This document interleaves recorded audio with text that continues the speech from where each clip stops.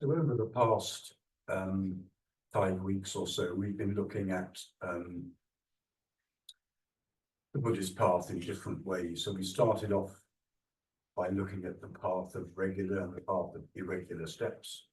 And then we looked at the noble eight, no, it's not the noble. I keep wanting to call it the noble threefold path. It's not. It's called the threefold path of ethics, meditation, and wisdom. And these are ways of looking at the path. But what we're going to be talking, what I'm going to be talking about today is going for refuge to the three jewels, which you could say is a kind of an attitude, a perspective, or a commitment which basically underpins Buddhist practice, which makes it a specifically Buddhist path. And Bhante Sangharakshita, he described going for refuge, the three jewels, as the defining act of the Buddhist. Is what makes you a Buddhist, you could say. So Bhante Sangharakshita, he regarded going for refuge as the thing or the experience or the attitude that unites all Buddhists from all different traditions with their own different sets of practices and different sanghas. This particular perspective of Sangharakshita may not be agreed with by all brands of Buddhism, but that was Sangharakshita's take on it. It was the thing which unites all Buddhists, was going for refuge. Now, the Pali word, which is translated usually as refuge in English, is saranang. So if we chant the refuges and precepts, those who are familiar with that, we chant Buddhang Saranang Gacchami. To the Buddha for refuge I go. So saranang is sarana, I think, is the word for refuge, and saranang relates to refuge. So this may not necessarily be the ideal word to talk about what we're going to be talking about today, but it is the word which is normally used. So I'm going to talk in different ways about how we might understand what this going for refuge means in practice and how we might best relate to it. So you might think of it as an attitude to practice, which is an expression of commitment and trust in the three jewels. So to start off with, I'm just going to, it's not necessarily a peculiar Triratna thing, but I'll look at the dictionary, see what some important words mean in connection to going for refuge. And there's want to make the connection with the words refuge and escape. So going for refuge is such a commonly used term in Triratna that we need to get some positive associations and a kind of a positive attitude towards the word, even though it may seem a little bit odd to start off with if we're not familiar with it. Now, looking at the dictionary, refuge, so it says, is something which provides shelter, safety, escape, or protection from pursuit, danger, difficulty, or distress. So that's what the dictionary says about refuge. So it's shelter from danger or difficulty, you could say. Now, the two terms I want to talk about now, which we may intuitively want to relate to refuge. And the first is escape. So the dictionary definition uses the word escape. And the dictionary says for escape, to get away by flight or other conscious efforts, to break away, get free, get clear from out of detention, danger, discomfort, or the like, as to escape from prison. If you didn't know what escape was before, you know what it is now. Yeah, so it's getting away by conscious efforts to get free from difficulty, you could say. Now, another term I want to use is escapism, which is described as the tendency to seek distraction and relief from reality. Now, we might be inclined to look at going to refuge as relating to either escape or escapism. If we're being critical, we might want to regard it as escapism, but this is not what Buddhism is about at all. But in some sense, it may be appropriate to see going for refuge as an escape, at least from one point of view. The Buddhist practice is absolutely not escapist in the sense of trying to get relief or distraction from reality. It's aiming to get more and more intimate with the way things really are.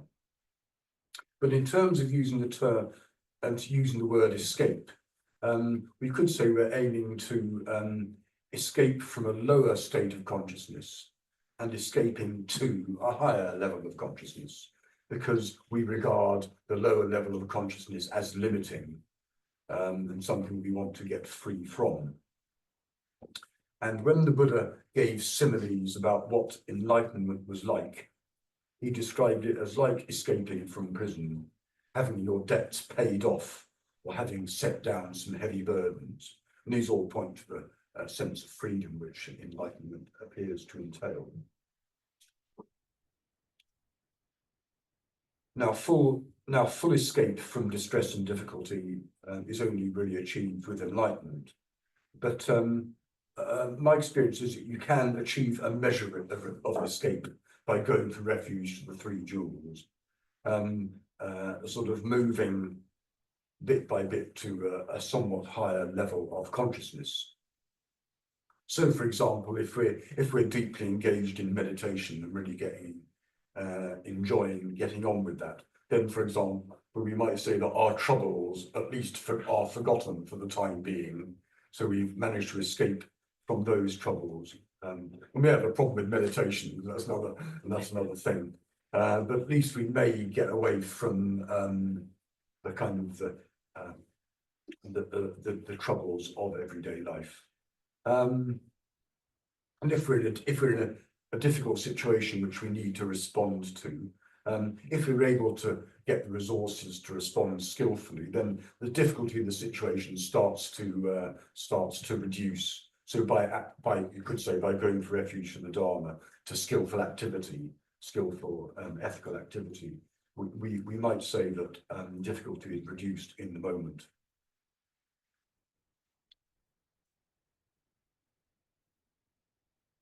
So maybe we could think of going for refuge as an aspect of the path which helps us to escape from difficulty and distress, something like that.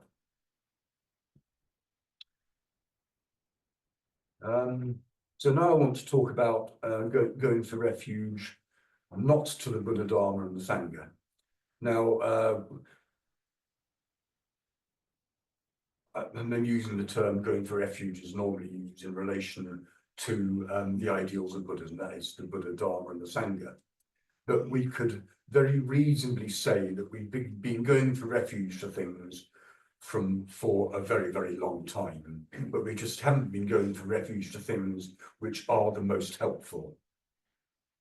So, for example, we might find refuge in people, parents, spouses, children, for example.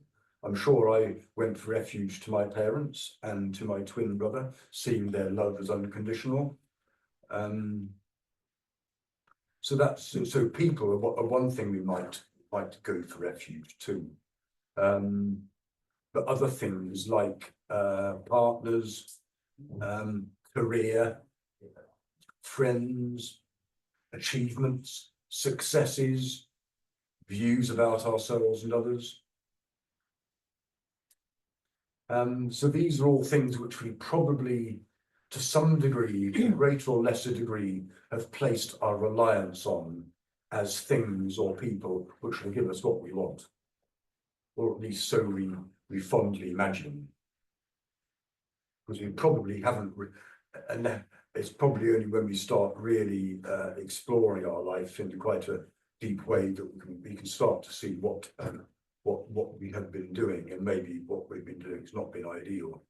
So we probably from an early age have unconsciously assumed that certain things which we chase after will give us what we truly want. This really great house, this really great car, this really great partner, this great career, this promotion, Um,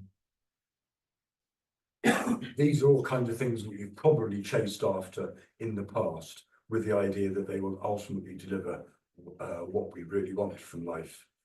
But the sad truth is they don't. And we'll be looking, well, I'll ask you a question about this a bit later when we go into groups to see where we've been placing our reliance for a long time, where we've been placing our reliance on things or people with the idea that they will give us what we really want. Now, what seems to happen is that we tend to ignore that the things we've chased after actually don't deliver ultimately, and then we get stuck in really rather repetitive and habitual forms of behaviour, chasing after these things, but they didn't work first time, and they don't work the second time and the third time. At some point, you might get the message, maybe of have a midlife crisis or something like this. We realise that we've been doing something which actually wasn't so helpful. So going for refuge, I would say something which we've probably been doing for a long, long time, but we just haven't been going for refuge to the things which are ultimately going to help us to progress and become more human, more satisfied, more fulfilled, and have a life which is more full of meaning.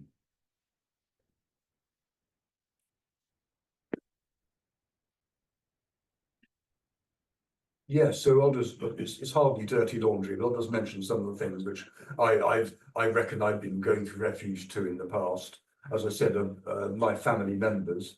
For many years, about 30 years, I used to play the violin in orchestras. And I would say that I achieved probably my most positive states of mind when I was playing music with other people. So it's absolutely a refuge. I'm absolutely convinced that I've sort of experienced it like that for many years, that the troubles, whatever troubles I had, seemed to be insulated from when I was playing music.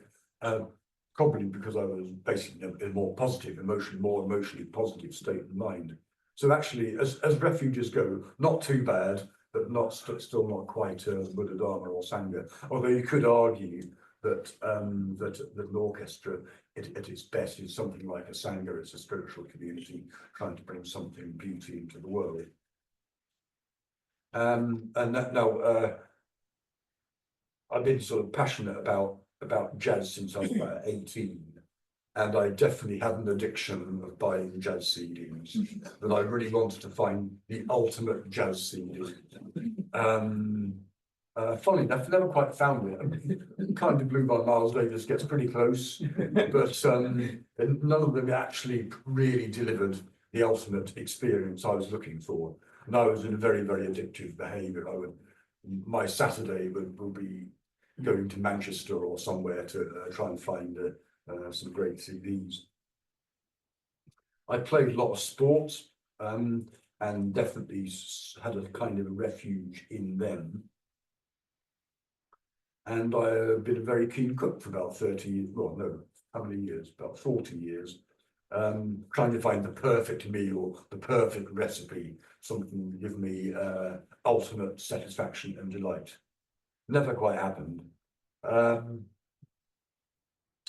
But interestingly, once I started practicing the Dharma, and this may be worthy of discussion when we go into groups, is that when I started practicing the Dharma, some of these refuges seemed to fall by the wayside. I didn't buy weekly jazz CDs.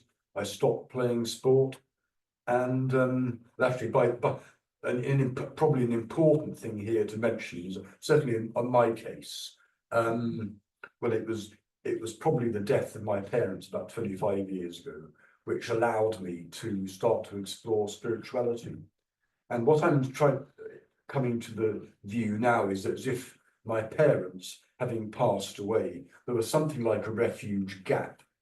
There was this big hole, which was in a way wanted to be filled by a more complete and more satisfying refuge. And it really does look like that in my life, that having let go, albeit necessarily, of my parents as refuge, something was opened up in me which allowed ultimately going for refuge to Buddha and the Dharma and the Sangha to happen.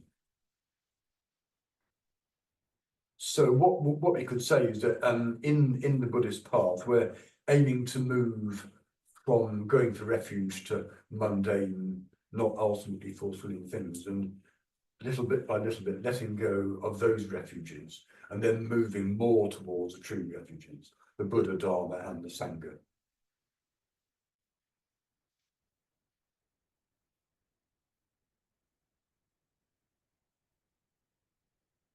So this term, going for refuge, is so this word sarana, which is in the Pali. So this term has been in the Buddhist literature and in the tradition for a very long time. And I'll just these are your questions, by the way. So yeah, I'll read from the Guide to the Buddhist Path by Sangharakshita, where he talks about probably a good way of understanding how this term going for refuge entered the Buddhist tradition. And yeah, this is quoting from this book here, and Bante's talking about the Pali scriptures. He says, when we read these Pali scriptures, we encounter the Buddha wandering from place to place, begging his food as he goes. In the course of his wanderings, he meets somebody.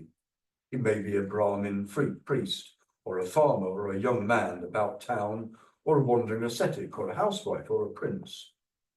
They get into conversation, and sooner or later this person asks the Buddha a question, perhaps about the meaning of life, or about what happens after death, and the Buddha replies. The Buddha might reply at considerable length, or in just a few words. If he was very inspired, he might reply in verse, breathing out what is called an udana. Occasionally, he might reply with a complete silence, or he might give one of his famous lion's roars, a full and frank, almost defiant declaration of his own great spiritual experience and the path that he taught. Whatever the Buddha said or did not say in reply, if that listener was receptive, the result was the same. He or she would feel deeply affected. Sometimes there were external manifestations of this. Their hair might stand on end, they might shed tears, they might be seized by a violent fit of trembling. They would perhaps feel completely overwhelmed. They would have a tremendous experience of illumination. It would be like seeing a great light. They would have a tremendous sense of freedom. They would feel as though a great burden has been lifted from their back, or as though they have been suddenly let out of prison. The listener would feel spiritually reborn. So at that moment, that turning point in their life, what would that person say? What would be his response to the Buddha? Now, according to these ancient Pali texts, this person would say, Buddhang saranang gacchami, Dharmang saranang gacchami, Sanghang saranang gacchami, which means, to the Buddha for refuge I go, to the Dharma for refuge I go, to the Sangha for refuge I go. That is his response, his or her response would be to go for refuge. He would commit himself. The vision that the Buddha had shown him, or her, the vision of truth of existence of human life itself, in all its depth and complexity, was so great that all they could do was give themselves to that vision completely. They would want to live for that vision, if necessary, to die for it. This is how one can know who is a Buddhist. This is the criterion. A Buddhist is one who goes for refuge in response to the Buddha and his teaching. A Buddhist is one who commits themselves to the three jewels. This was a criterion in the Buddha's day and remains the criterion to this day. So that's where we might regard the term going for refuge as coming into the tradition from these meetings with the Buddha, which lead to profound experiences for the person in question often, and their response would be to go for refuge to the Buddha, Dharma, and the Sangha. Now it is a little bit formulaic, so maybe it didn't quite happen exactly like that, but at least it's entered the Buddhist tradition in that way, that people go for refuge to the Buddha, Dharma, and the Sangha when they've had a deep experience, particularly from having a word with the Buddha. They feel impelled, the person feels impelled to go for refuge once they've understood something. The Buddha has enabled them to understand something. Now, these events in the Pali Canon are a bit on the dramatic side. And it may not be quite like that for the average Buddhist. It may not be quite such a kind of a dramatic experience for them, and maybe things unfold a little bit more sedately and less dramatically. But nevertheless, ultimately, we may experience a change of heart. Maybe that's a more prosaic way of talking about going to refuge. And I was thinking about around the time of my requesting ordination years ago. And what seems to me that this was something around that time is that I was starting to go for refuge in a more meaningful way. And it was something which I wanted, although I maybe didn't have the terminology, there was something in me I wanted to deepen. And going for refuge is as good a way as I know about talking about that. So it seems that this going for refuge is a kind of a change of heart which can happen maybe in a moment, meeting the Buddha, but maybe happens a little bit more sedately for the average Buddhist.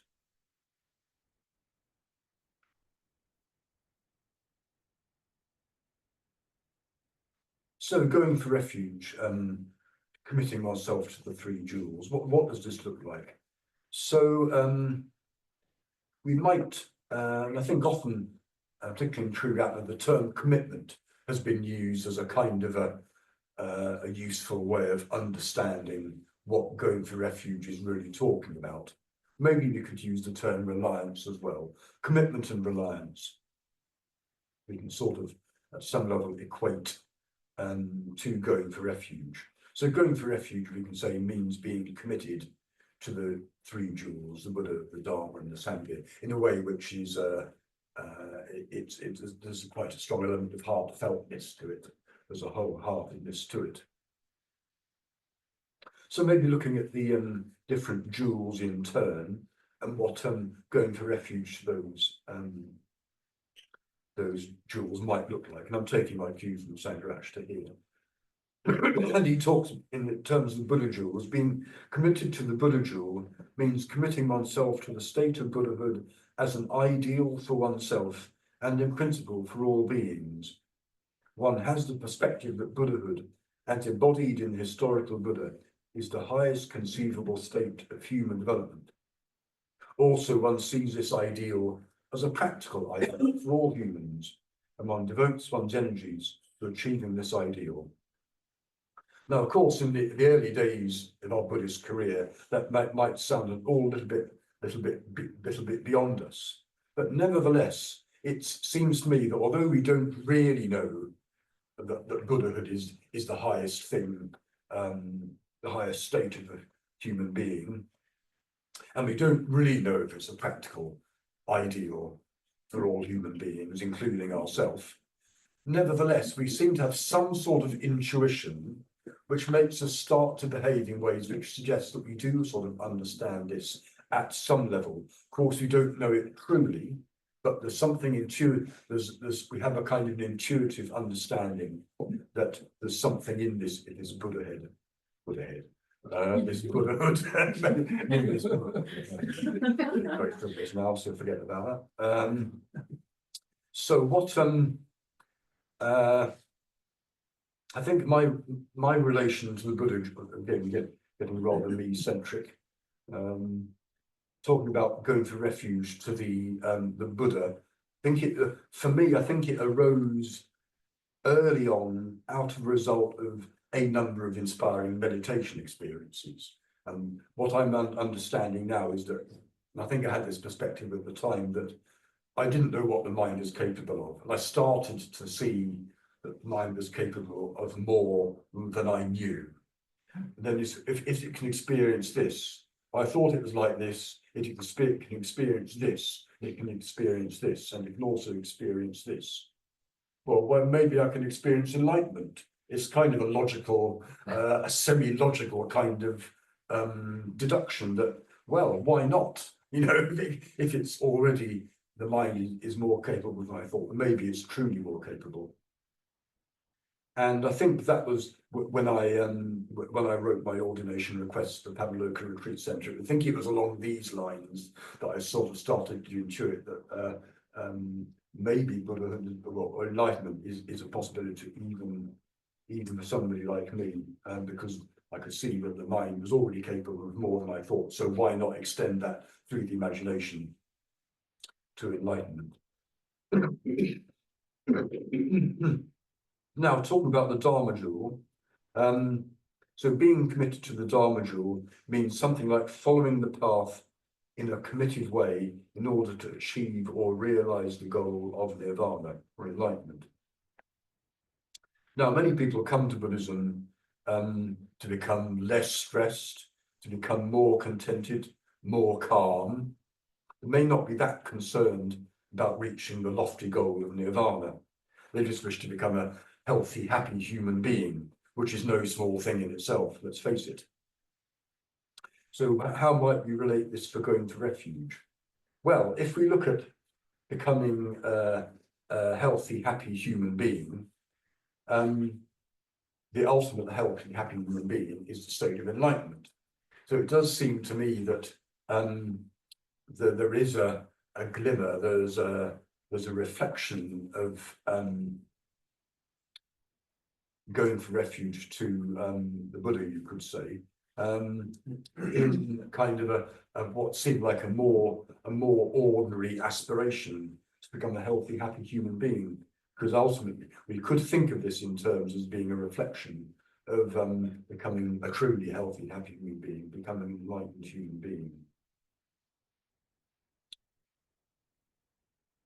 And early on in my Buddhist life, I read one of Sangharakshita's book, which was called "What is the Dharma?" And in that book, he talked about the spiral path, which is a 12-stage description of the path. And this really excited my interest. This sort of probably at least in some way described the path of unfoldment from a positive approach to difficulty in life. The first stage is normally described as dukkha. So it's sort of like a positive response, an imaginative response to the difficulties of life. And then it spirals up, and the top is enlightenment. And this I've just found really appealing. It is indeed quite appealing to get the perspective that there is a path. There, in some sense, there is a way of unfolding one's potential for enlightenment.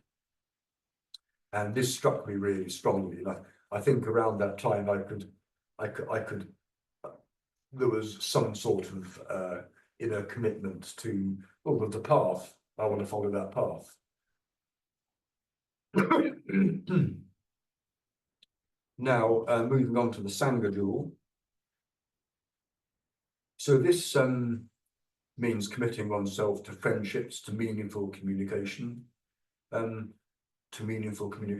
only within the Sangha, I would say, but not exclusively, but with other good friends outside the Sangha. I got some good friends outside the Sangha who have really nourishing, really meaningful communications with. So I don't think this exclusively relates to the Buddhist Sangha, but it does relate to meaningful communication wherever we come across it.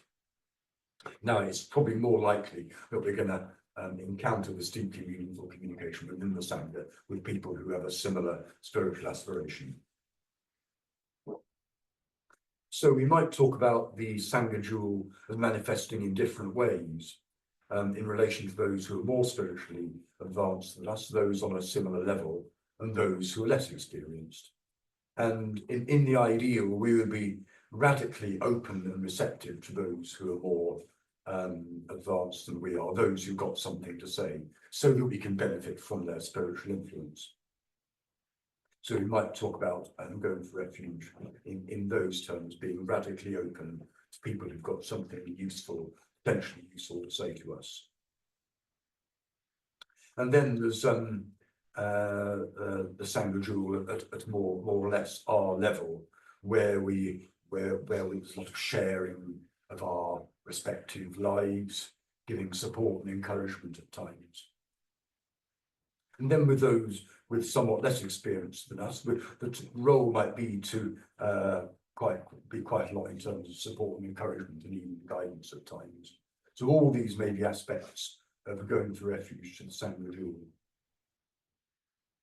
And I think my introduction to the Sangha Jewel was most likely playing in orchestras when I was younger, where we were all engaging in a common aspiration to bring something beautiful into the world.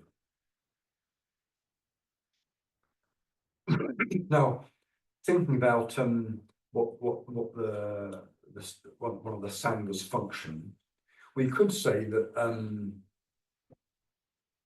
what we're aiming to do within the Sangha, and certainly what we're aiming to do here in the Buddhist Centre, is we could say we're trying to bring into being kind of an ideal setting where it's relatively easy to practice the Dharma, where there's support, encouragement and guidance for that. And we might talk about this in terms of bringing a pure land into existence, kind of a land where it's much easier than other places to practice the Dharma. It's going to be a really supportive environment. Now, when I was working at Windhorse Evolution years and years ago, well, it's been 10 and 20 years ago, I really got a strong sense that this was what we were trying to do. It really was like when I was living and working with other practicing Buddhists. It was like there was, we were creating an environment, even a world where practicing the Dharma was a reasonably straightforward thing to do, because there was so much support for it. It was in the air, it's what people talked about. It was just very much in the air. People's commitment rubbed off. Certainly people's commitment rubbed off on me. And I'm sure it had a very strong effect being around other Buddhists in what loosely called a relatively pure land. You know, it was just so helpful.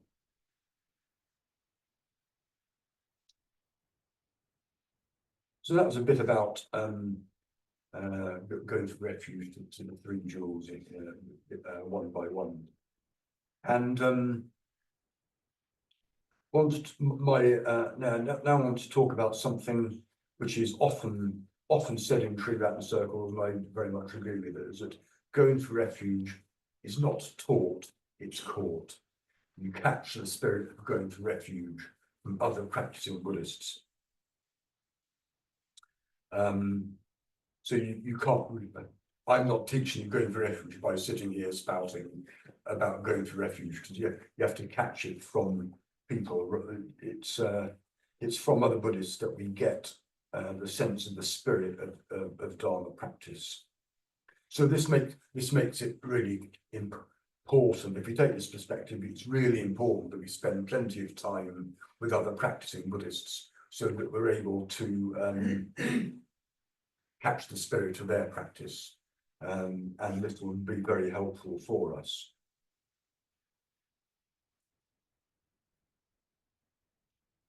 And I remember my first beginner's course, which was actually at the Manchester Buddhist Centre, and I went along there for the first time in 2001. And I was very taken by this beginner's course and the order members, whose names are Lalita Vera and Priyavasta, who were leading it.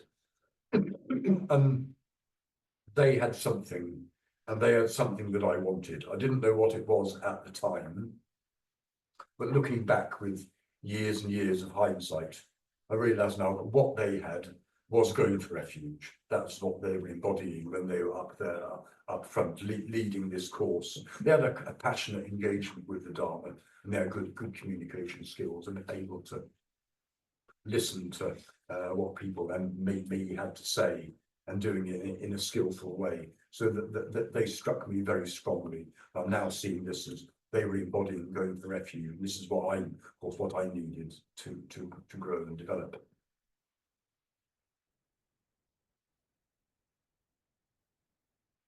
And also, they were very important. But I think for me also, the influence of Bhante Sangharakshita, there was something very strong about his commitment to the Dharma, which struck me from very early on, as well as his great clarity in communicating the Dharma. His just commitment to the Dharma, I was really struck by, and I'm sure that his example was a great example for me, which really helped my own sense of confidence and trust in the Dharma to grow. His confidence in the Dharma, Buddha Dharma Sangha, is immense, and that really encouraged my commitment and my trust in the Buddha, the Dharma, and the Sangha to grow.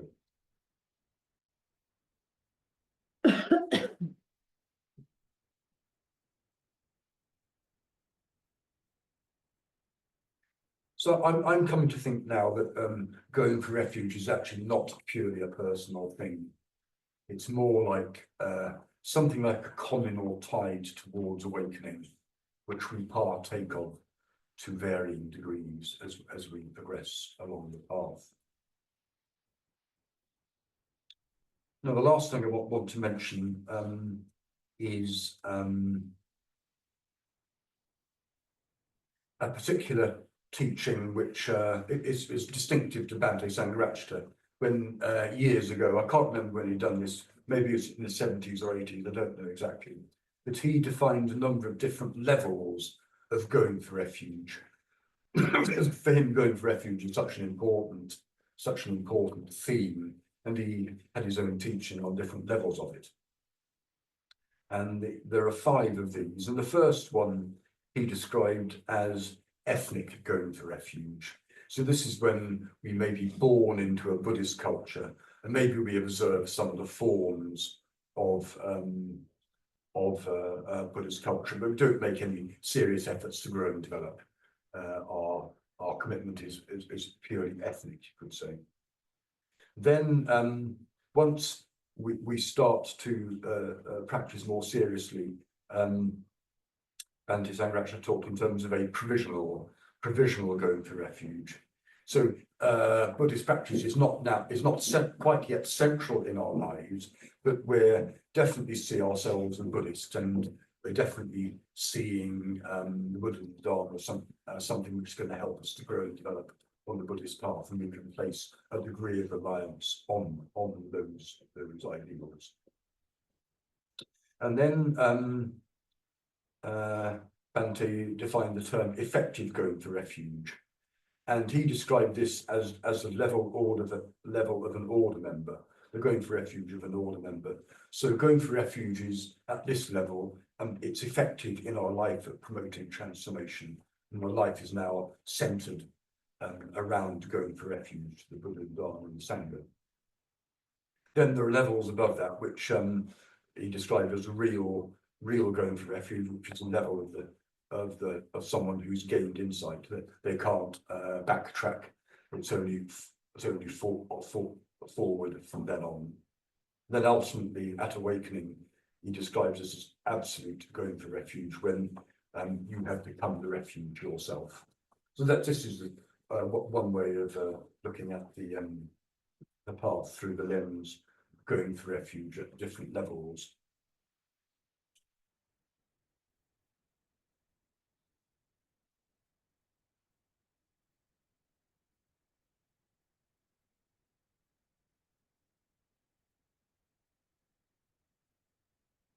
So I think I will call that a day. It's 10 past 8.